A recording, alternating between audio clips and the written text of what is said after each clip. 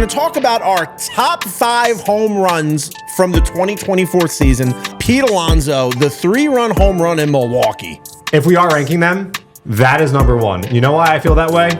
Because my very scientific method of going back, now that it's been like 10 days since I've last watched Mets baseball, and watching all these home runs. I have one to debate that with, so this is perfect. What, the Lindor Grand Slam? No, the Lindor Atlanta home run. If Francisco Lindor doesn't hit that home run against the Braves, there might be no playoffs. This team might have missed the playoffs. See, I disagree with you. Here's why. The Mets are just going to win game 2 of that doubleheader. You can't guarantee that. I can guarantee that. Nothing makes me feel the feels that I feel than when I watch that Pete Alonso home run. Hey, welcome to Meet at the Apple. I'm Vito Calisi. You can follow me on Twitter at Vito F. Calisi. That's Jonathan Barron at JMB9191. We're here at Citi Field. We're celebrating. We're kind of doing our end of celebrating the 2024 season. We'll celebrate this year, I feel like, forever. But after this or the next episode, we're going to start to look ahead more. But we wanted to kind of look back at 24 and talk about some of our favorite moments from this year. Well, there is no shortage of them whatsoever. No. I kind of feel like we'll probably inadvertently, whether we really intend to or not, continue to talk about the 2024 season. I think that, in context of off-season moves that'll come up. But yeah, like you mentioned, the baseball season is nearing an end. The 2024 calendar is nearing an end. We're shooting this on Wednesday, October 30th. So by the time you guys listen to it, World Series may or may not be over at that point. Who knows? We don't know. I don't know. We don't care. We're talking about what we enjoyed and cared about in 2024. And, we love to rank things here on this show. We're a ranking show. Big time ranking We love show. rankings. We look at college football rankings. Have you been paying attention to college football rankings, by the way? Absolutely not. Okay. Well, I have. Anyway. You knew the answer to that. Like, when have you ever heard me come in and be like, man, Rutgers crushed this weekend? When have you ever heard anybody say Rutgers crushed this weekend? Am I right? Well, shout out Rutgers. We never talked about it on the show, but Rutgers had a little grimace action going on there. They did? For a couple. Oh, yeah. They had the Walmart grimace. They had a guy in a Walmart grimace. And he was dancing to Tree. That's pretty cool. Was. And then they got destroyed at home by Wisconsin. Yeah. But anyway, I think we should not get too deep into college football talk because we know people don't like that. We got some rankings for you guys. We want to take a trip down memory lane, really discuss and just reminisce on so many incredible moments that we got to enjoy this season all together here on the podcast, out there in the stands. We got What's going on back there right now? So right there, right now, we got a little ballpark maintenance. As you guys saw, if you were here in the postseason or if you watched on TV, we spruced up the place a little bit with some extra lighting on the hand railings. And right now, those things made it till October 30th. So they had a great shelf life here at Citi Field. Shout out Pix Mob, who was an incredible partner in making that all happen. But You're not helping? Me? You're not? No, I'm here with you. Wasn't that your thing? You know how many things I've had to do today? But that's like your thing, the light guy. Yeah, and I'm watching right now. You're about to say observing. Your back is turned on them. That's. I checked in. All right, we got to get to it before people say, what are they talking about here? Let's start off. We're going to start off with on-field moments. This was a year of home runs. We saw that Apple counter go up. It ended at 111 home runs at Citi Field this year. It's nice when you see that thing hit all 3 digits.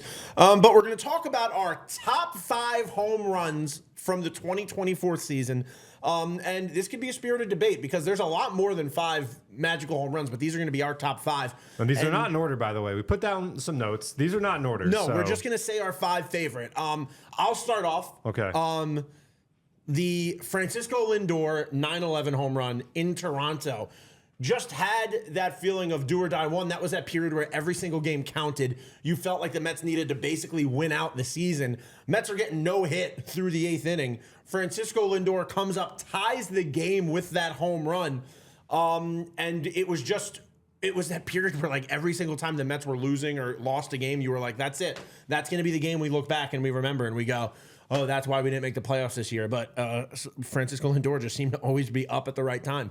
Yeah, that Toronto series was one that I worried about a little bit. The Blue Jays, although at the time they were not in it anymore, a talented team with a lot of young players who were, trying to contribute and earn jobs for 2025. And the Mets split the first 2 games of that series with Toronto. And like you mentioned, there being no hit, entering the 9th inning, and you're feeling like, okay, if they lose 2 out of 3 and you're checking the standings, you're checking the out-of-town scoreboard, for many nights it was not turning in the Mets' favor whatsoever, and there were so many teams that the Mets were vying with. And it turns out that one more loss and the Mets would have missed the playoffs altogether. They made the playoffs because of the tiebreaker against the Diamondbacks. And for Lindor to put the team on his back and break up the no-hitter in that situation, that was one of the most impactful home runs in terms of wins probability added in the entire season. Of course, then the Mets go on. I think they had 5 more runs. Francisco Alvarez hit a 3-run home run in that inning to really break the game open. But now you're just naming home runs. Now I'm just naming home runs. We're going to do a lot of naming random things here later in the offseason as well. Oh, that's going to be my favorite episode. But that's a good one. That's a good one. Now I'm gonna throw out a pretty underrated one here. Okay. JD Martinez's walk-off home run against Tanner Scott on June 13th against the Marlins. So my calculus here is that the Mets go to London. They split those 2 games. The Sunday game they win in exciting fashion. The Luis Torrens unassisted double play, or no, he threw to first. The 2-2-3 double play. Mets come back, trying to pick up some steam. Remember, before that, they went to D.C. They swept the Nationals. Yeah, the selfie. You go to London, you split with the Phillies. Okay, maybe there's something here. You lose the first game back. That's a tough one. Now, you can make the argument, okay, there, time difference, lots of travel, coming off the high of the London series, yada, yada, yada. The June 12th night is Grimace night. Mets win 10-5. All of a sudden, there's this positive vibe going on. You get home from the game. You see people saying the Mets are 1-0 in the Grimace era. That's kind of fun. That's kind of interesting. My hot take here, the Grimace era doesn't happen without JD Martinez hitting that walk-off home run. Grimace might not have even caught on if the Mets just lose that game. And they lose 2-3 to Miami. And things continue to just, then the Padres come to town that weekend. The Mets wind up sweeping San Diego.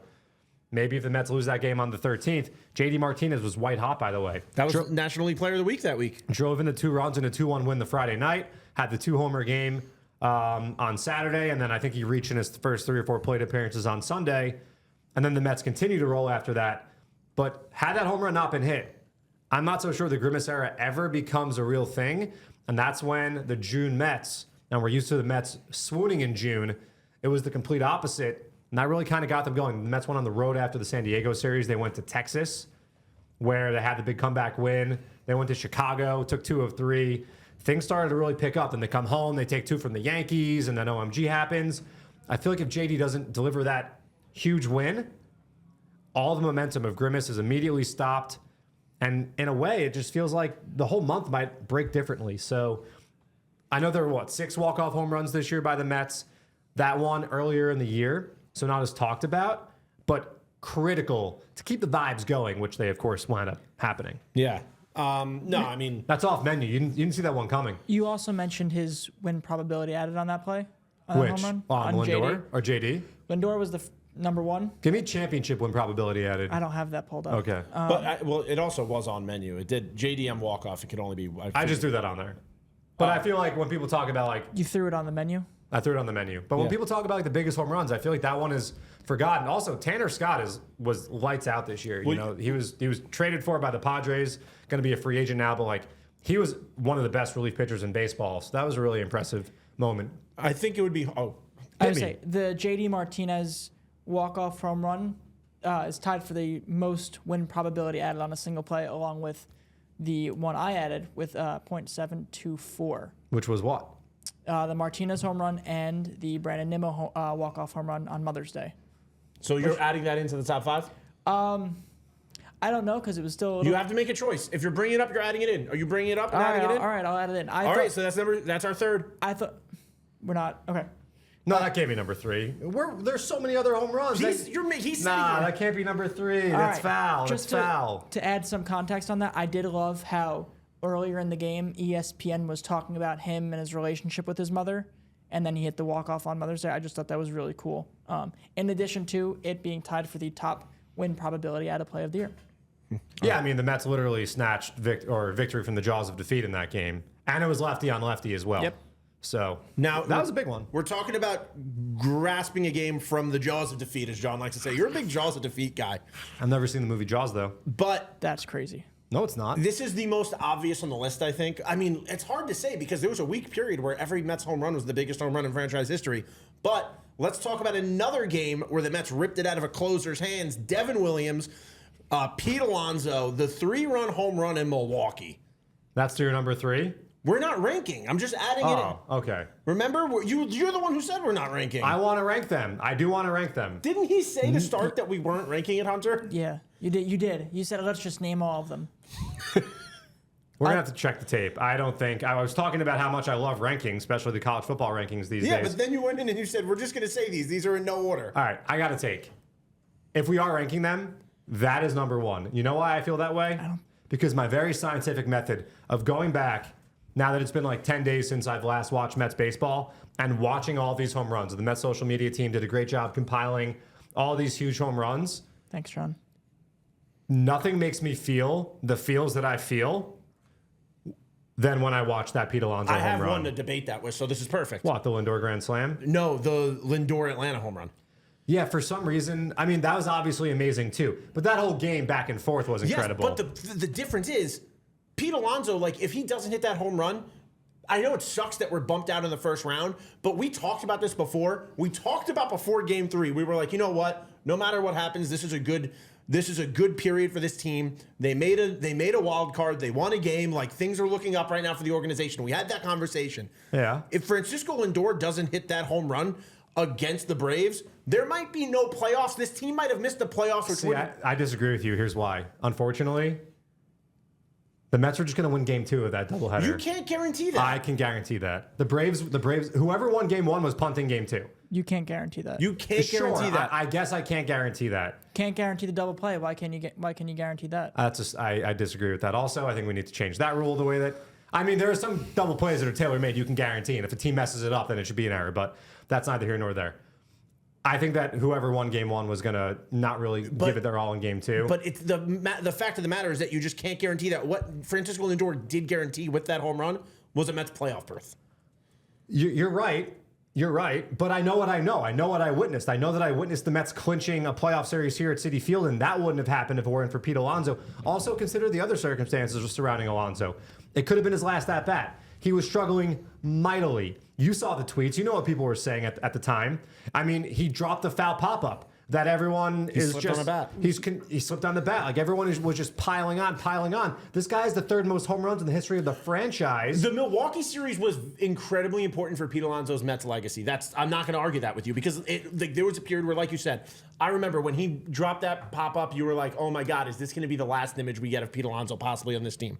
Yeah, but also then he has a huge postseason. Then he homers in Game 2 against the Phillies. He homers in Game 3 against the Phillies. He hits the 3-run shot against Jack Flaherty in Game 5 to send this place into a frenzy. He had a great play, but like Francisco Lindor, let's go back. Let's think about his like whole his whole storyline of being a Met. Let's go back to 2021. First gets here, is getting booed out of the building. What happens in the start of this year? Getting booed again.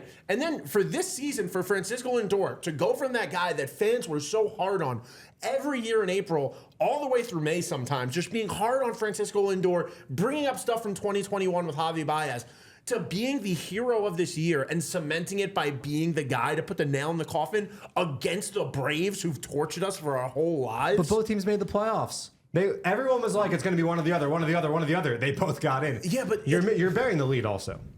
I was waiting for you to say it. You didn't say it. The back injury, if anything, coming back from that, managing it, playing through the pain, that is what makes that an even more impressive, more legendary moment. I mean, Lindor, really, you could say, I know he didn't hit 38 home runs like he did, I think, in 2018 in Cleveland, but he probably had his best season. He lost a lot of time in the last, couple weeks of the year. Look, we embraced in that moment. That was a great day. We were with all of our coworkers. I know. I'm not saying it wasn't. It was an incredible day. I'm not taking anything away from it. I just think that the circumstances of Alonso, I mean, you give up back-to-back home runs to Jake Bauers and Sal Frelick in the 7th inning of a game. And right there, you're like, well, that's it. It's been fun. And for the Mets to mount the rally with 1st and 3rd, and we were all thinking the same thing. Oh my God, if he can get a hold of one, we could win this series right here, right now. The Mets offense was dormant through the first 8 innings of that game, large in part to the Brewers bullpen. And then he actually did it. I don't know. I mean, I challenge you to go back and watch them and tell me how you feel internally, which gives you more chills. To me, it's the Alonso home run. Comment your choice below. If you want to get in on the action, let us know Which is your favorite child? Which is your favorite one? And you can even, if we're saying one that you didn't even think of, because there's so many home runs. We've only named 5 home runs in a season where I can't even count on both my hands how many memorable home runs there were this year. Here's another thing about this debate is that Lindor hit another one that was even bigger. And, like Howie said, he's outdone himself with this one. And I feel like that also kind of goes into the way that I feel knowing what we know now. And that's the biggest thing. This is all hindsight. We know how things turned out. Obviously, Lindor hitting the grand slam against the Phillies, high-priced closer who they traded 2 big pitching prospects for. That one takes the cake, leading to the clinch here. Well, and also, there's this other factor of games that they ended up losing where there were these major home runs that easily would have been at the top had they won that game. For example, in Philly, Mark Vientos. Yeah, I mean, that's like the Andy Chavez catch in a way. It gets the same treatment. And Jesse Winker's home run in that same game. I mean, both of those moments were... Oh, no, Jesse Winker was in that game. Jesse Winker. Nimmo homer. Nimmo and Mark against Vientos. the Ryan Kirk ring. Those Alonso home homered runs... that I game mean, too. the Mark What'd Vientos you one... say? I said Alonso homered that game too. Yeah, I mentioned that. Yeah, he had a 2-run home run. The Mark Vientos home run, I actually grabbed a screen grab from it because there's this beautiful shot where Mark Vientos' full extension swing, and you see a sea of Phillies fans behind him, and there's one Amazon Walmart grimace behind him, just hands on his head, can't believe what's happening.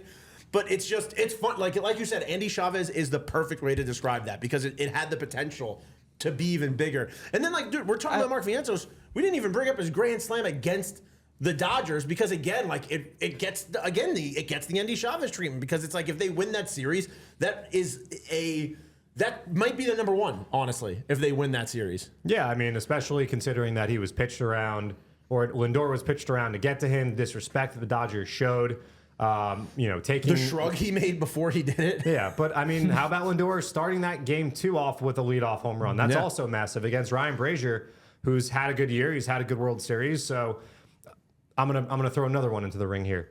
The Jesse Winker walk-off against Baltimore. Yeah. Because there were 2. That series was bookended with Alvarez's walk-off, a tough night against the Orioles. The middle game of that series, Jose Quintana had a rough night. The Orioles talked some smack on Twitter. And then a really crazy back-and-forth game that happened where you talk about a home run that got forgotten about. Vientos homered against Kimbrel, I think in the 7th inning to give the Mets the lead. And then there was some shoddy umpiring, and the Mets gave it back. And then Winker, who hadn't homered in a Mets jersey, by the way, to this point, comes up against, I think it was Sir Anthony Dominguez. I believe he surrendered both walk-offs in that series. And Winker goes the opposite field and the celebration. And what always stood out to me about that moment was I think, a Thursday getaway day. It was Wednesday or Thursday, but it was midweek, 1 o'clock game. August 21st, I know that. That was a massive crowd that was here for a midweek, 1 o'clock, late August game. That place was packed. The scenes. Was that the back to school? Yes, it was part of that. Yeah, because it was the last game in August. We only had 9 home games in August. And that was that thing where you could buy the package. So there was a lot of people here who would it was Oakland, Miami, and Baltimore. The only 9 games we played at home. But yeah, going through all these videos now and creating stuff on YouTube, I have noticed that it was a huge crowd for that Winker walk-off homer. It was nuts. Yeah, for a Thursday afternoon. Yeah, and you know what? It makes sense too because you probably get so hyped up after that Alvarez home run, and you're like, you know what? The summer is ending soon. I only have a limited amount of time to skip school, skip camp, to be at a game during the day. The weather's nice. I got to get to that game, and it was so much fun. I have to go back to a game we've already talked about. But the Brandon Nimmo home run on that final game against Atlanta, where he turned, Michael Harris sticks his tongue out while catching a ball, and then Brandon Nimmo, of all people, on his home run trot. Brandon got a little, him and Real Muto in the playoffs. He got a little spicy in the postseason. I liked sassy Brandon Nimmo. He got very sassy. That's another one that kind of gets forgotten about because the Mets wind up giving the lead back. But he stuck his tongue out to mock Michael Harris. It was incredible. Yeah. All right, how about this one? Mark Vientos, not once, but twice against Garrett Cole on June 25th. How about Harrison Bader against Garrett Cole on June 25th? How about the Mets versus the Yankees this year? How about Francisco Alvarez against Garrett Cole? Opposite field home run. That was really the back-breaking moment. It makes you think. But that game was a whole lot of fun because, the Mets had been on a roll, but then the big bad Yankees come to town, and the Mets have been homering a lot, And you're like, okay, we're about to go toe-to-toe on the big stage here, full ballpark. Mets in June, let's get it. They had come off the road trip where they beat the Cubs. It was the Grimace. I remember the Grimace streak started, and the Yankee series was looming. And I remember the win streak was piling up, and the win streak didn't go all the way to the Yankee series. No, it was, yeah. But I remember talking to some people here and some other Mets fan friends, being like, man, do you almost want them to lose their first game before you get there because it would suck for them to be the ones to ruin it? It ended where? In Texas, right? Texas, the third game of that Texas series. And Yeah, they took after 2 the 3. comeback, after that really cool comeback against Texas. That's on my. That's one of the games on my top 10 games of 2024. Which will be later. Future episode. Yeah. But that was a fun night as well. Yeah. The home run display against Garrett Cole. Yeah, there were a lot of good ones. We're going to talk more about the Yankees games later because there were some special moments like not in the ball game in that night. I'll give you my favorite. Was McNeil against Ronald Blanco on June 28th. Yeah, that game is so special because for those of us like working, you knew what was on the line. Yeah, if the Mets don't win that game, the OMG performance never happens. We don't, which I still see video all the time. Like, I know Jazz Chisholm mentioned that he had like a special walk-up song and people were like, oh yeah, Jazz wishes he could. Or just, you just see it a lot. I know Meek Phil, every time the Mets won, he would post the video of the entire clip. But yeah, that wasn't going to happen. We wouldn't have that moment forever had the Mets not won that game. And if you recall, that game got off to an inauspicious start. Yeah. First pitch of the game, Jose Altuve homered against Jose Quintana. And deep down inside, I know I felt this way, I'm sure you felt this way, and many others felt this way, knowing what was on the line. Like, that was the Super Bowl that night. I hadn't been that nervous about a baseball game in a really long time. There was a lot riding on that night because all 3 June superpowers were like enacting. It was on Fireworks Pride Night. Yep.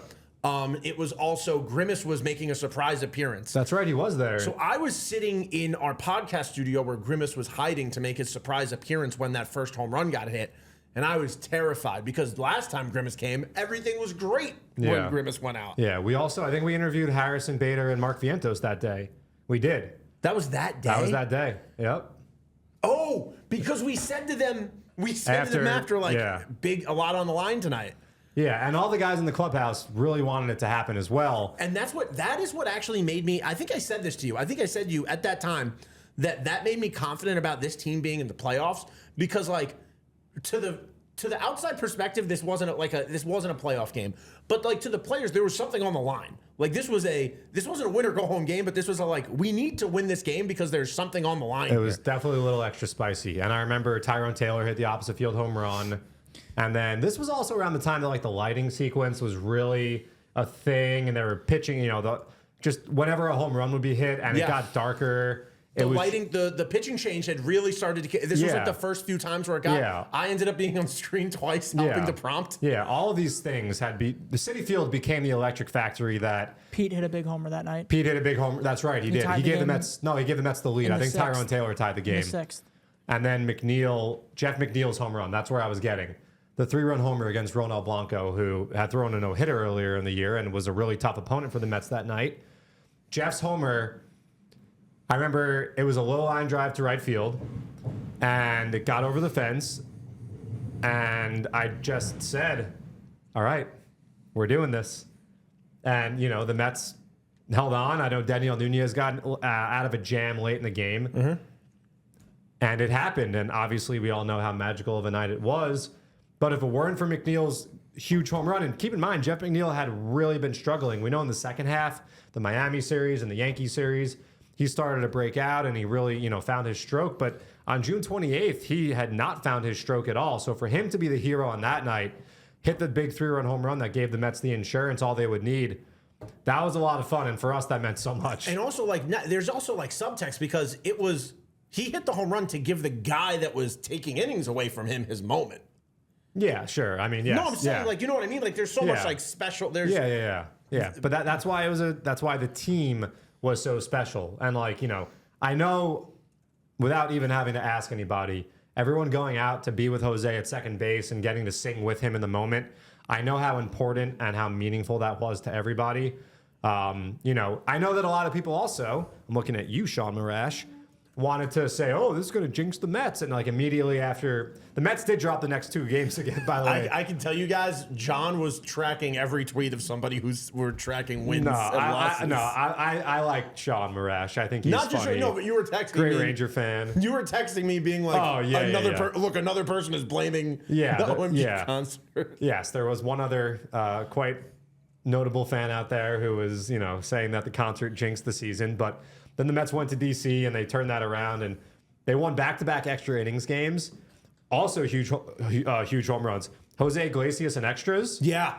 That was the tack on, although it actually wound up mattering. In Washington. Yes, in DC. But JD's threw in a home run. That was really the big blow. The Mets I think they scored 5 in the top of the 10th and allowed 4 in the bottom of the 10th. So every run mattered. And then the next night, Pete Alonso hit a big 3-run home run in extra innings to solidify a victory. But, everyone was worried, especially after 2022 and Timmy Trumpet, although that had nothing to do with why the Mets stumbled down the stretch in 2022. Is this going to be a problem? Did this jinx the season? It didn't jinx the season. It was an amazing thing that I haven't seen it happen in sports anywhere else. And it was something that all the fans rallied around.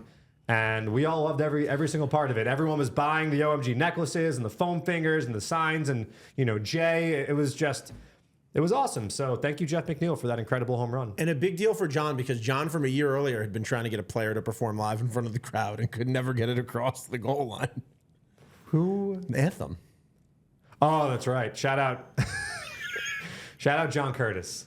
John Curtis is a singer, by the way. John wanted a John Curtis national anthem so badly. I still do.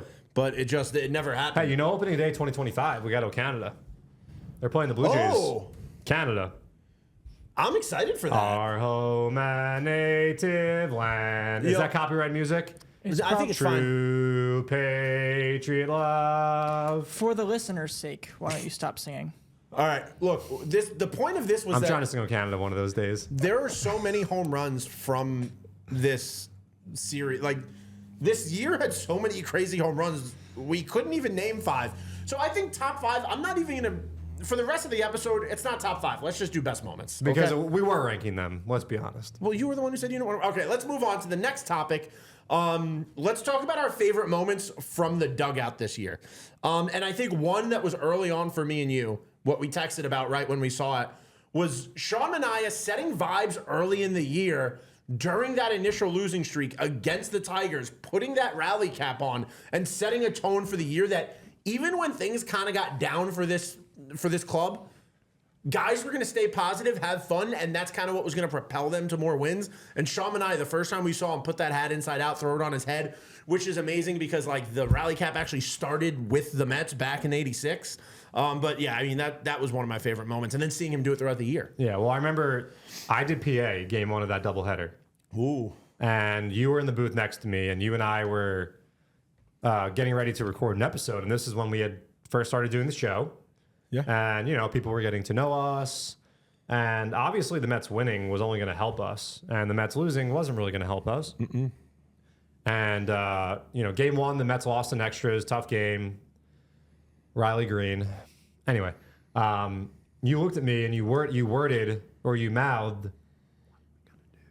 and I had a batter to announce, and then I looked back up and I was like, I don't know. I forgot about that. And the Mets winning that game was so important for many reasons. It got Carlos Mendoza his first victory. Tell everybody what you said to Carlos Mendoza before the season started. I told him a true fact. What was the fact you said to him? It was a true fact. What was the true fact? It was a fact of. It was a statement of fact. Say a statement. I told him that Willie Randolph's managerial career started 0-5, but the first win was before opening day. But the first win was very sweet and special. It was in Atlanta. Pedro, I think, outdueled John Smoltz, and Willie Randolph enjoyed a very, very well-earned victory cigar. So, top 5 moment of the 2024 season was Willie Randolph's first win in 2005. I remember that very well. And then we had a very similar situation, except Mendy made the playoffs. But anyway, I remember right before Pete Alonso homered in Milwaukee, ESPN show the dugout, and I saw a glimpse. I don't think that they were showing Sean. I think they were just showing the dugout, and I caught it. And for some reason, it just gave me this confidence that Pete Alonso was going to wind up hitting probably my favorite Mets home run ever. And, you know, it was kind of bookending. Yeah. The Mets earning that victory in Game 6 of the season, and then the Mets earning that victory in Game 3 of the wild card round, a winner-take-all game, 9th inning go-ahead home run.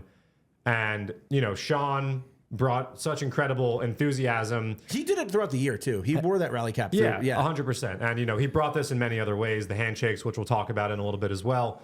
But, yeah, that was a very important win. So the Mets go on the road. They go to Cincy. They take 2 of 3. And then they kind of got hot. Yeah. You know, they went to Atlanta. I think they took 2. One of the games was rained out. No, they took 2 of 3. The 4th game was rained out. Yeah, that was the game that... Yep, then they come back home. They play the Royals. They have success. They play the Pirates, and they go out to L.A. They take 2 of 3. And I really feel like if they had gone on the road, not having a victory under their belt, not having had the celebration with their manager, you know, throwing eggs and whatever they threw on him, that would have been a miserable flight. I think it was an Apple game the Friday in Cincinnati the Mets won. It was. And then Sunday, Lindor had his first homer of the season in Cincinnati. Sevy pitched well on Saturday, although the Mets, I think they blew that game. But they were, and the tough thing about that first 5-game stretch was that there were games that were winnable. I mean, 100%. The first game of the doubleheader that they blew, they were winning. But I remember I was walking around the ballpark with Jess trying to film some stuff, and I saw Darren from the 7 line, and he was like, I think he was like live streaming or filming himself walking. And he literally turned to me and he said, man, the trumpets are going to sound so good today, aren't they? And I'm not exaggerating, John. The second he finished saying that, I heard the crack of a bat. Yeah, it was Riley Green tying the game. And literally in that moment. But the Sean Manea rally cap, you're right. Book it, like the perfect way to say it, bookending the season from that moment to the... I was watching that Milwaukee game. Me and my wife put on rally caps ourselves. And then when we saw Sean, we both were like, oh, like this was a perfect. season of rallies. Game 1 in Philadelphia, the Mets are losing 1-0 entering the 8th inning. And I remember I went inside in the Clover Club or the Delta Club, and I saw someone wearing a rally cap. Then I got my rally hot dog, and the Mets rallied. You know, the Milwaukee game, there were they're not all coming to my mind right now, but there were a lot of rallies where the Mets just put together the Braves big game, innings. Yeah. The Braves game, there were so many. When you got banned. I didn't get banned. A bunch of people told you not to come back. Yeah, and then I didn't come back, and what happened? And then I came back, and what happened? And then we allowed you to come back to change the vibes again. Gotcha. But you did get banned. Thank you for explaining it. Well, I had to eat my chili. All right, give me a next moment. A next dugout moment. Yeah. I'm gonna go with the writing of the numbers on the face, the eye black, or just the eye black in general. Yeah, because there was a few different variations of it. Because I know Jesse Winker was going up to guys, giving them the eye black when the Mets played the doubleheader. It was the last game, the Sunday in Milwaukee. After they were 2-hit the night before, Mets had to have that game, and I remember everyone was wearing the eye black, and it was just like, all right, we're locking in here. We're not going to mess around. We're taking this game. I don't care what anybody says. I remember I had come back from Milwaukee. I landed. I walked in the door right as the game was starting. The Jets were on their way to the first crippling loss of many. I don't want to talk about the Jets today. They lost to the Broncos that day. Let's not talk about them today. And with the second I saw the eye black, I was just like, yep, they're going to win this game. David Peterson on the mound, no problem. We're going to win today. Doesn't matter what the Braves do.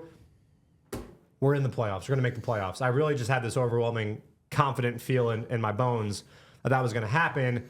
And it did. And again, this was, just this team really willing itself to victory, not allowing anything to get in its way, especially after a very tough loss the night before. I mean, 2 tough losses. Friday night, you lose in Milwaukee. Hoskins hits the grand slam. Ugh. Saturday, the offense is just totally shut down. The Brewers did an incredible job bullpenning them to death. And then Sunday, the Mets come back. And after the Saturday night game, you quickly flip on Diamondbacks, Padres, and the Mets got help from the Padres. And, once that happened that night, that game, Kyle Higashioka hit a big home run for the Padres. The home run stroker? The home run stroker. Donovan Solano hit a home run? You turn the page to, that's right, Donnie Barrels homered that night. You turn the page to Sunday, you see the eye black. Mets are inevitable at that point, and it turned out that they were inevitable. So it was another one of those team bonding things that the Mets found so many of. Rally caps, home OMG sign, eye black, you name it. the Mets did it, and it was a sign of no matter how bad the day before was, doesn't matter, we're going to bounce back. So that's what we do. And that's what they did all year. So that to me was awesome. And then it evolved to the starting pitcher. Everyone wore, or the other guys on the staff, they wore the number on the face. But it was just, it was a very nice coming together symbol. You know what was fun about that period of tracking Diamondbacks games? Being in a group chat with John and Hunter, where me and Hunter were tracking Diamondbacks games, and John said, "There's no point in tracking the Diamondbacks. The Mets are not going to catch up to That the did Diamondbacks." happen. That was Okay. And I have the screenshots before you try to deny, but that should put I'm them on not the trying to screen. deny anything. This was in like August, like mid-August, when the Diamondbacks. but They you couldn't said lose you in said they're mid-August. never catching the I Diamondbacks. know. That's what I you know. said. I That's know. what you said. You were wrong. And you were wrong. That's it. Why do? You know what it is? It's because everyone loves to tell me when I was wrong. I guess I do it to myself, huh? Yeah, Yeah. you do. Yeah. All right. I'm going to move on. Next dugout moment. Overall, the OMG sign is so easy to say is a dugout moment. So I'm going to pick out one specific OMG sign moment. And for me, it was Francisco Lindor hits a home run, holds the OMG sign, and then turns to Sevy and I forget who else and goes, "Pick me up, pick me up." He jumped. Manea He jumped in up. Miami. Quintana and Manea said, Sevy and Manea says, pick me up," and jumped up in the air. And I think Because it just encapsulated so much like how much fun this team was. And just like It was the pure joy and youth of playing baseball. Like the childlike thing of pick me up, pick me up. I think it was after his second home run in Miami, in the game coming out of the All-Star break where they were down 2-1 in the series, and he hit 2 home runs in I think it was a Monday game that wrapped around, and that was after his second one. And I remember because I was covering that game from home, and I was like, this is hilarious. This is just awesome watching these guys just act like little kids, like you two just said. Yeah. Yeah, no, that was. And there's more OMG sign moments. I mean, the OMG sign also made its debut on June 28th, by the way. That was the day that it got in the dugout for the first time. we were texting about it during the game. being Yeah, like, I was like, what is this thing? How Yeah. did it get in there? And then we found out that Jay had met Alex Cohen at the K Corner, I think, before the game, and she brought it into the clubhouse. And so, that was really cool also. Because we I had gotta said, sneeze. me and John had been texting, and like this isn't an original thought by any means. Like I'm not, but like we had always said to each other, it's like this team needs a home run trophy. Like it's so cool seeing teams have that. Yeah, especially after I saw the Tigers' Little Caesars beats pizza. It is awesome. And then, I mean, like Slam Diego, and they used to have the chain. Like all of it is just sick. But and then the Jeff McNeil OMG sign with the, you know what I'm talking about? Yep. You old razzle dazzle. the whole posing. Like I was down there. I think on the 21st of September, we were getting ready to do something during the game, so I was in the photo well, waiting for the moment that I was down there to happen, and that was the inning that. I think Francisco Alvarez and Luis Angel Acuna both homered against Ranger Suarez. And I remember I was in the way of all the photographers, and the home runs hit. And instead of photographers trying to capture the guy rounding the bases or crowd reaction, everyone was rushing over to get to the end of the well to get the snapshot of the OMG sign moment. And like that became the signature moment that you saw on the back pages of the newspapers On here. SNY started showing it. Like Exactly. That was the money shot that had become a thing, unavoidable. So that was really special also. David Peterson, your favorite. David Peterson on the day of the Sevy complete game. That was what, August 17th, I think? Yeah, it was the 17th. Because Sevy was pitching, my question is where was Sean Manea at the moment? But we never got the answer. David Peterson, for some reason, was on sign duty. That was Lindor's home run, right? By the end of the year, it really changed of like who was the. Sevy was always the guy if he wasn't pitching. Right. Pablo Reyes was doing it for a little bit in the playoffs. Yeah, in Philadelphia when he was with the team at the time also. So, yeah, I mean that was all fun. I got an underrated one for you. Okay. Not on the list. Going off menu again. Another pitcher-oriented one. The pitchers jumping around together. Yeah. That again,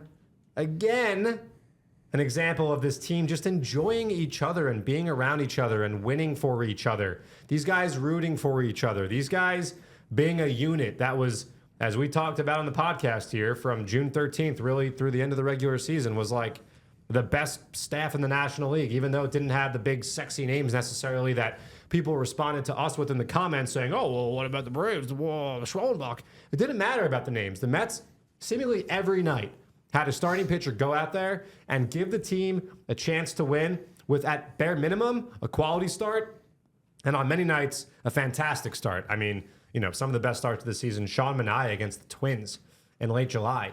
Seemingly every time David Peterson went out and took the ball. David Peterson against the Yankees Peterson against the Yankees. Jose Quintana in Makes you think. September was just untouchable, throwing up zeros left and right. Sevy's complete game. So, it's just the list goes on and on. But that was a really, I enjoyed seeing that. The hitters had their thing, and the pitchers were, cared enough to have their own thing as well because they loved each other and they loved being a part of this team. And that's why this team was so special. I know that the joke is like, raise a banner, whatever year, everyone liked each other. The power of friendship. Yeah, but that actually helped this team, I think, win ball games in a way. It did. And that's special. You've heard the guys say it, that this was a special year and guys really just wanted to win with each other. Yeah, I mean, look, a lot of the things on this list are the guys celebrating each other because one other thing is the Senga face. Oh, the Senga face. Yeah, the Senga face was great. That was on the Lindor Grand Slam, right? Yes, it was. The Senga face when they showed the dugout reaction, and it wasn't even something. Again, it was one of those things like the Sean Manea rally cap. It was a background. It was not the focus. Yeah, it was in the background. Yeah, you just happened to see Senga just come out and go, just be astonished. And watching the guys root for each other was so much fun. Yeah, well, I think it was Alvarez hit into the fielder's choice right before that. The Mets loaded the bases all night. They had chances, didn't score. The Phillies pushed one across in I think the fourth inning. And, we all had the same thing on our mind. Are the Mets going to, be able to clinch here at home? Will the suffering ever end? And Lindor comes up in the situation, and Rob Thompson makes the move, and it's Lindor and Estevez, and first pitch he swings 101, swings and misses, and I think he took a ball, and then he did it. In Stratomatic, you roll the dice. I think there's only one number that yields you a grand slam, and Francisco yielded that grand slam. So that was an incredible moment, and I think Kodai's expression really surmised it, and I think that many other people had a similar reaction to the moment because that was what you dream of. It's why you watch 162 plus games. The loudest moment we've heard at this ballpark, I think. 100%. So, we went through the home runs, so many great moments. Wait, but you did bring up the handshakes, and we didn't get to talk about the handshakes. Yeah, the handshakes. But the handshakes were the handshakes this year, and that was something that was brought in by Sean Manea. That's what Bader and Vientos told us. But you had the Sean Manea Harrison Bader twirl. You had the Mark Vientos. Harrison Bader.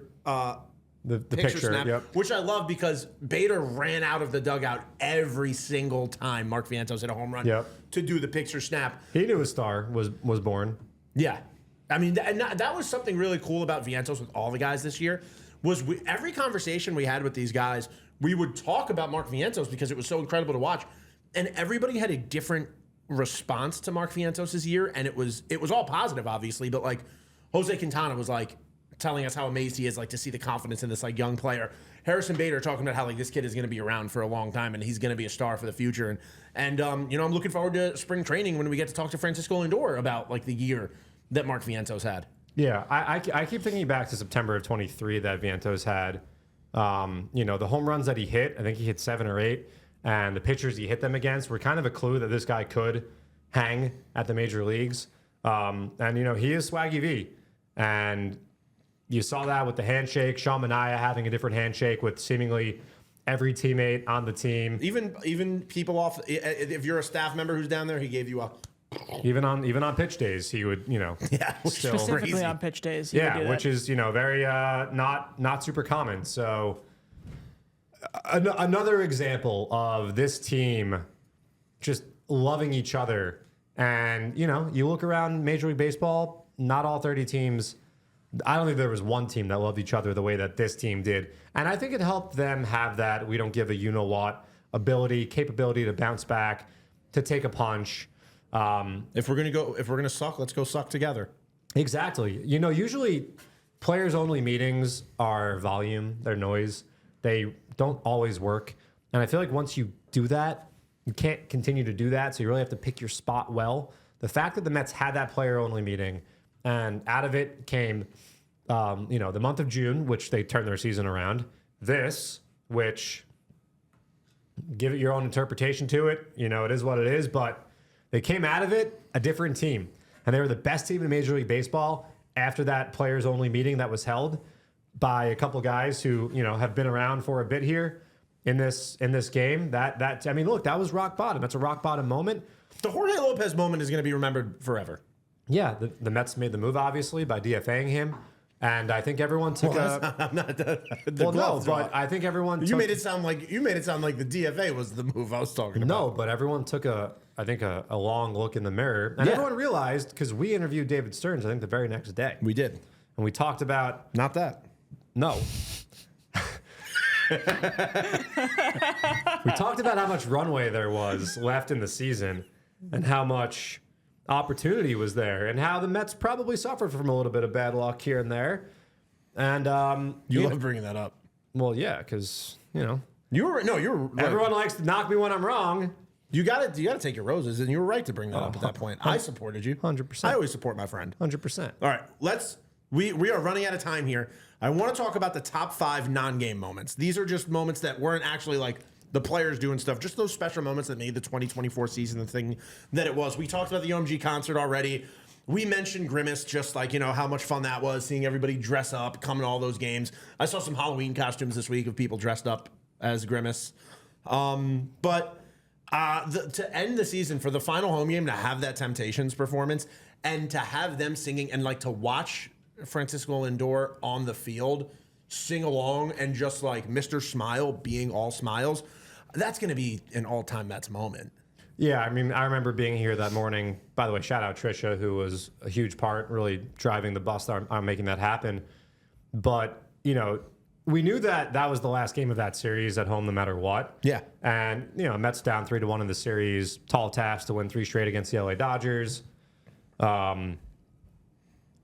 But no matter what the end result was, being able to, now we know, send this season off at Citi Field, at least with that incredible, beautiful moment, was the perfect punctuation to just an unforgettable year that, there's a reason why the fans reacted the way they did to the season ending when it did, not being mad and saying, oh, this should have been done, that should have been done. Usually when a team has its season end, there's usually a kind of visceral reaction from fans.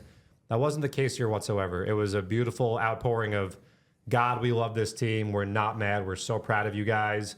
And again, that speaks to just the entire body of work. And that Temptations moment was really just the most wonderful way of capping off such a unique season here at Citi Field, where so many different things that you just don't get anywhere else happened.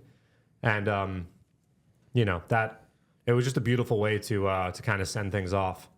Yeah, and I mean, not to take away from that moment for another moment in that game, but the Rizzler also appeared at that game. And how can you not bring up the Rizzler showing up at the game? The Rizzler did appear. There were some people that didn't get it, that thought that, what are we doing here? But the Rizzler did numbers. Dude, I was so busy before the game that I didn't even think to ask if I can go meet the Rizzler. And it's one of my biggest regrets of the season. You messed up. It was one of the highlights of my life. You could meeting have the texted Rizzler. me to come over and say hi to the Rizzler. Where were you at the time anyway? I was here. Well, thank you. But where were you? I don't The know. thing was, Rizzler, He got here like at game time. I know. he didn't arrive on time. Yeah, but because the Rizzler runs on his own schedule, dude. There's a little traffic coming from He also has school. Rizzlerville. He also has school. Rizzlerville. I guess that's true. That was a Friday. Like he had school that day. He did have school on. Yeah, it was a Friday. He did Like have he school. was the thing about the Rizzler that's crazy is like that kid was learning like multiplication tables at like 2:00, and then at 8:00 was What's 8 times 7? Was doing 8 times 7. I don't know, man. 8 times 8 is 48. No, it's 64. Anyway, yeah. That. Imagine being a classmate of the mean. Rizzlers. By the way, I was just saying if you knew. No, I can't imagine like sitting in class with the Rizzler and being like, that guy was a celebrity this summer. It's like Corn Kid. Like Corn Kid. No, the Rizzler has so much more staying power. What I'm saying is Corn Kid went back to school. Like, Yeah. It's just like these. What happens is these kids become influencers over the summer and have like the time of their lives, and then like in September they just got to like. The Rizzler's keeping it up though. Go learn Fallon division. appearance. Yeah. I don't think there's. Well, Corn Kid actually made an active thing where he said at the end of the summer, he was like, I'm done. retiring from He corn? didn't say retire. He was like, I'm taking a break. I'm going to stop my social media. I have to go back to school now. He moved on to squash. Another fall vegetable. Come on, Hunter, laugh. Don't act like you didn't hear that joke. But the Rizzler being at Citi Field was a great encapsulation of how In heavy touch. meme the Mets. Like that was a thing this summer. Yeah, I mean, I think that We were LOLing with the Mets this year. There are human beings here that work here that also see the trends that you guys laugh about, you guys enjoy seeing on your For You page, whether it's on X or TikTok or whatever it is.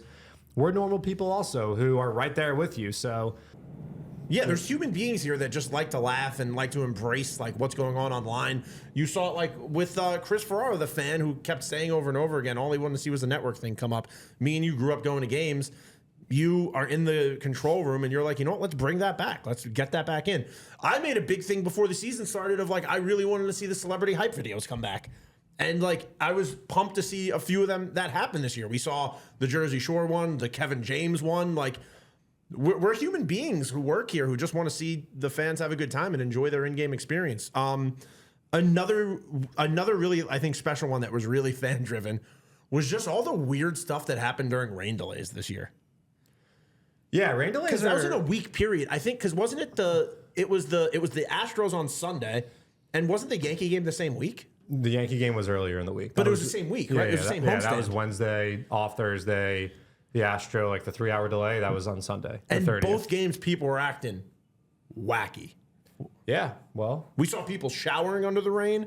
We saw that crazy Grimace moment where he chugged a beer and the lightning was yeah. behind Well, him. there were 2 like end of time storms also. Yeah. Like the rain was insane. The Wednesday, the Yankee game rain, like you could not see the field. I didn't think that game was going back on. You literally could not see more than like a foot in front of you. That was out of control. Yeah, no, I was convinced the game was not going back on. Yeah. Yeah, that was crazy. But, you know, Mets fans brought the energy all year long. And, you know, rain delays, we only have so much to do, right? Yeah, so just have fun, just party, especially if it's before the 7th inning. Before the 7th inning, you can have, and even if it's not before the 7th inning, there are locations that I think still serve. So, you know, You have a ball here at Citi Field. No place better. some of the clubs, if you have access to some of the clubs and you're in a rain delay and that's after the 7th, middle of the 7th, find your way there because I believe they're still open. But now that was, I think, that was part of that, the start of that June where fans were starting to turn this place into a party. And that was like a great example because like once stuff started getting online, like once you saw, I remember saying to somebody when the Yankee rain delay started, and I was like, yo, this is going to have an impact on the season. I think I said that to like Hunter and Will in the booth. I was like, yo, this is going to have an impact on the season because people are going to act wild right now and they're going to see videos of this and people are going to want to come here. And then literally like 20 minutes later, I saw guys showering.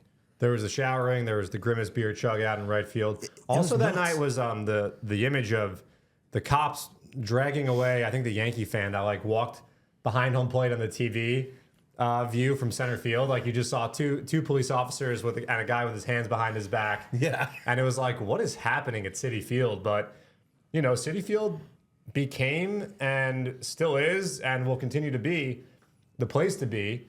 And that's the combination of a lot of things. But I think Club that Poppy. most importantly, it's because we have the best fans in the world. And, you know, we just have a great time. We have 81 chances to get it right. Hopefully more. Hopefully more. 81 guaranteed, but hopefully more. Next year, only 80. This year was only 80 also. Oh. Yeah, because London next year we got the Little League Classic in Williamsport in mid-August. But, you know, there's a finite amount of these nights. And I know that sometimes they feel like throwaways. You know, the Monday against whatever team that might not excite you in April or, you know, maybe a mid-July Thursday getaway day game. You've only got this year 80, next year 80 dates. It's important to remind yourself that and make the most of each and every one. They're all so precious and sacred because right now I would do anything for another one of those. You know, like there's a withdrawal that you kind of go through when you're not in the middle of baseball season. You know, like right now we only have a few more baseball games left no matter how the World Series shakes out. And obviously we hope it goes one way versus the other. But we're about to have no baseball until, you know, mid-February. Yeah. And then, you know, that's nice for a couple days. And then it's like, okay, I've seen enough. Give me to opening day. There's a long wait. I do want to say to fans, if you're making your way to spring training, obviously, if you want to get to some spring training games themselves, make it out there. But, like, personally to me, the most fun time to be there is before the games start when, like, the backfield workouts are just happening and, like, things are just really, like, weird. Like, it's very casual. It's very cool. Like, you'll literally be watching a workout and just see your favorite players just, like, walking by and just getting drills in.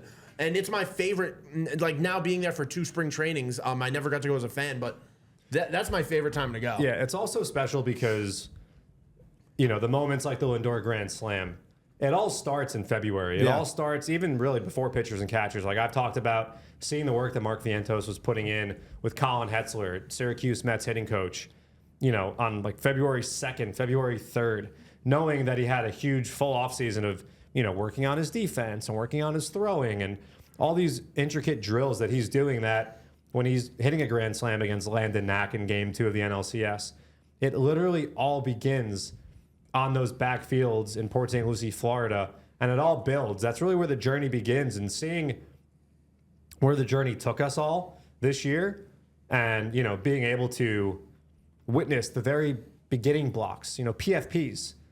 There are big plays in the playoffs. Joel Zumaya for the 06 Tigers, who, couldn't throw to first base, had so many issues. It wound up costing the Tigers World Series games against the Cardinals. Like, you think to yourself, oh, well, PFPs, if you just work on those things early, you lay the building blocks, the foundation, or a team getting to know each other with a new manager, which the Mets had this year. That all went back to Port St. Lucie, Florida, where the first team meeting happened and a lot of guys got to meet each other for the first time.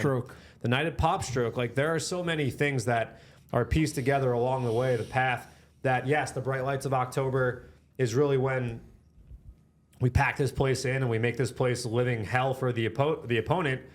But there are so many micro things along the way that lead up to it, and it all starts at spring training, and there's incredible access, and it's, like Vito said, it's a must-do for any Mets fan. And, you kind of feel like you're part of the journey when you get to see it in its infancy. Yeah.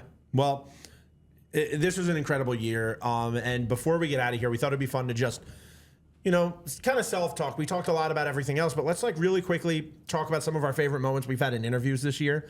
And we're talking about spring training. And it's weird to say, I think my favorite moment was at spring training, but sitting down with David Wright and Francisco Lindor was nuts. That's the thing I look back at the most, and I'm like, I can't believe we started with that. Yeah, it was a neat conversation between, arguably the best player in Mets history and, arguably a guy who could enter that conversation one day. Of course, 30-30 being the common thread between the two guys. But I remember the morning of Game 1 of the LCS, someone found a clip talking about, with Lindor and Wright talking about, the importance of winning in New York, and Francisco said something that resonated that day. It was just a really unique conversation that I guess hadn't been had before in a different venue.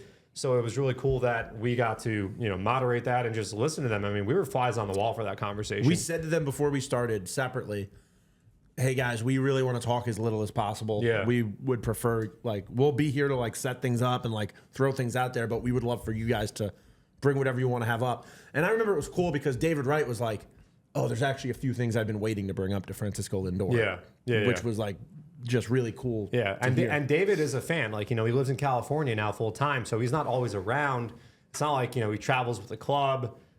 He said that was the first time they had a real conversation. Yeah, so that was a really unique experience. Getting to do the newly Mets game. The newly mates. Yeah, with Harrison and Pete was really cool. Also, for those guys who had already both individually sat with us at spring training, for them to give us more of their time and just have some fun. Let their hair down a little bit and just enjoy and do something quirky and fun. It was a really fun concept, and those guys knocked it out of the park. They had an incredible time with it. Unfortunately, some things had to get left on the cutting room floor, but that was, getting to see guys in their element, but still be just human beings and, just fun-going, easygoing guys. I would have never taken Pete Alonso for a Peaky Blinders guy. Yeah. And the best part is that I almost cost us that game, but yeah, I didn't. So that was a lot of fun, too. I'll throw one out. For me personally, was stumping David Wright and David Wright trivia. Just an absolute bloodbath, unfortunately, for David. He won, though. Sure. He was the winner of that, if I look back at the tape. Yeah, sure. I think that we got to check the count again on that, but it was what? Nothing. It was 3-0, and all of a sudden it went 5-3. So I think there might have been some operator. There was extra points on one, but No, Dave, that was too. the first time well, you had sat with David Wright. You stood with David Wright the year before. I did. And I was new to David Wright, like knowing who I was. So, it was all the David Wright moments were sick. Even seeing him here, when they came back, he like came up to me and he was like, yeah, that Lindor thing we did at spring training is really cool. So, that the David Wright trivia was fun, and it was cool to see you just absolutely. The truth is, John did do better than him. I don't know why the points worked out the way they did, but it was funny watching him just get annoyed because he's an athlete. He's competitive. So he was getting annoyed at you. He wasn't ready for it. All right, Carlos Mendoza, just getting to do Carlos on a regular basis. And that all started where John and I at spring training were told we were going to get this opportunity with Carlos throughout the year. And we decided on our own. We got it cleared. We were like, hey, you know what? Let's go talk to Carlos before we start this and just kind of like tell him who we are, introduce ourselves, and start this relationship off right. And John and I were standing outside of Mendoza's office in spring training, and we were laughing like, there's some other managers I don't think this conversation would ever happen with. Right. And it felt like weird because like the pressure of it, because we didn't know him yet. And we were like, oh, it feels like you're a kid outside the principal's office, like waiting to go sit down and talk to him. And then from that moment to now, it's so crazy how that relationship has grown and like how we really got to know Carlos, and we started off in his office, then we were in our studio, and then like it all coming together like at the NLDS when the Mets clinched, and like me taking a picture with him and him coming up, like walking over to me, like saying really kind things to me, and then being like, let's turn around so we could get that in the background. Like just getting to know Carlos Mendoza in his first year as a manager, which I think he's going to be a Mets manager for a very long time. It was so cool. And I think my favorite from him though, on the show this year was when he said his favorite moment this year was beating the Yankees in 4 games, and then he gave me a fist bump. Yeah, that was good honesty. I think that my favorite moment from our conversations with him was when he gave us the insight after Pete hit the home run and talking about, I asked him, when did you know that it was going to be David Peterson? And he just gave us the entire 5 minutes. And like it wasn't anything that we even really asked about. There are some things that we feel like, we don't want to bother. We're not journalists here. Yeah. We're not trying to get a scoop. We're not trying to lead anyone to say something that they shouldn't be saying necessarily. No. He gave us the most insightful, detailed. I had not heard it. I obviously consumed a lot of what he had said to the media after that game. The next day when the Mets got to Philly, he did media availability before he chatted with us. Just like the reaction in the dugout and everyone going crazy, and Edwin Diaz going to him saying, "I'm ready to keep pitching," which I still haven't heard anywhere else except that conversation. That's what I'm saying. Like he just gave that to us, and just his insightfulness and his willingness to share with us, and just continuously chat with us and give us these morsels of gold that we learned a lot by talking to him, and I think we understood the team a lot better by talking to him. And towards the end of the season, when we thanked him for everything, and he said to us, he said at the dais as well, like, this is not going to be our last game here at Citi Field. I know you just said this. I'll say it in a different way. I could not feel as if the Mets hired a better manager than they did with the Carlos Mendoza hire. Yeah. They could not have found a better guy for this job, for this city. Obviously, he was experienced on the other side of town, but the way that he manages the men in that clubhouse, that is, I think, the most difficult part about being a manager is you have 26 Major League Baseball players. Like, that's a tough task, especially in New York, especially when some of them are old, some of them are young, some of them are from, everyone's from a different place, different parts of the world. And you need to be able to get through to everybody and keep guys motivated over 162 games and then some, and then some. And then you have to worry about the in-game part of it. Am I going to take out this lefty to face a righty because they have a righty on deck? Oh wait, but they might have the lefty in the dugout that they might pinch hit with. Changing the lineup constantly. Am I going to put the hit and run on? Changing the lineup. There's been a lot of talk about that this week with some struggles that the Yankees have been having, and like I said to myself, well, if Aaron Judge is struggling, maybe try him in the leadoff spot, because that had incredible results for Carlos Mendoza and Francisco Lindor and the Mets. Trusting his pitchers, like going out there, having conversations with guys in the middle of games and being like, do you want the ball? Like, are you staying out here? Or am I taking you out? Like, it's, I have. It was a slam dunk hire. It was a slam dunk. And like you said, he's going to be here for many years to come. And he's going to grow with this team also. You know, he's a young guy. You know, he and Mark Vientos, I look forward to, like, in 5 years, Mendy and Mark Vientos still being together in that Mets dugout. And this was a learning experience for both of them. I know that as we were recording this, Mark Vientos put out an article in the Players Tribune. He penned a letter to the fans. I haven't gotten to read it yet. Me neither. Hunter brought it up, and as I, good job, Hunter. As I cheat a couple peeks at my phone here because I'm addicted to my cell phone during our recording, I've seen it posted a lot on social media. I've seen a couple excerpts, but this group is growing together. Francisco Alvarez is another part of that. Luis Angel Acuna. A lot of the minor leaguers who might not have made an impact in Christian the majors Scott, this year. But Mendy knows. Mendy keeps in touch with. He and Dick Scott talking. We've talked with both of them. That went out this week. You guys should check that out.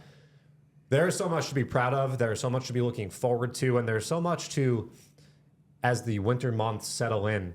And I believe the clocks are being set back on Sunday. So it's going to be before the marathon, as always. It's going to be dark at 5 o'clock now. And that's when the real winter depression kind of creeps in a little bit. That's what it feels like Moneyball when you're leaving here. Like when you leave at like 5 o'clock, but it's dark out and the stadium lights are on. Yeah, but we have so many incredible moments and memories and video and Howie Rose and Gary Cohen calls to sustain us through the coming weeks and months as we go into Thanksgiving time and the holiday time. And then really January is the worst part, especially because we're not going to have any playoff football around here to watch, but that's okay. We're going to have the Knicks and the Rangers, though. That's cool. Yes, sir. And the Islanders. Don't forget the Islanders. We'll have Amazing Day to look forward to. We do have Amazing Day to look forward to. Amazing Day's going to be sick. This guy told me to wrap up, and now he's about to get... No, I'm just saying. I just said it. No, but we do need to wrap up because I always say, this is going to be 30 minutes. We're at an hour and 5 minutes right now. All right, well, it was a great season. OMG. You guys tell us, by the way. Pete Alonso home run #1. Yeah, tell us what was your favorite home run. Any of these moments, just what were your favorite moments of the year? Comment below. Go home and watch them both and tell me how they make you feel. Okay, I will. All right, guys, look, you can follow me on Twitter at Vitor Felici, John at JMB9191. You can follow the show on Apple, Spotify, wherever you get your podcast. Meet at the Apple. Big thank you to Hunter over there. He's Hunter Taubes on Twitter. And we will see you guys back here next week when we're talking about some more Mets moments.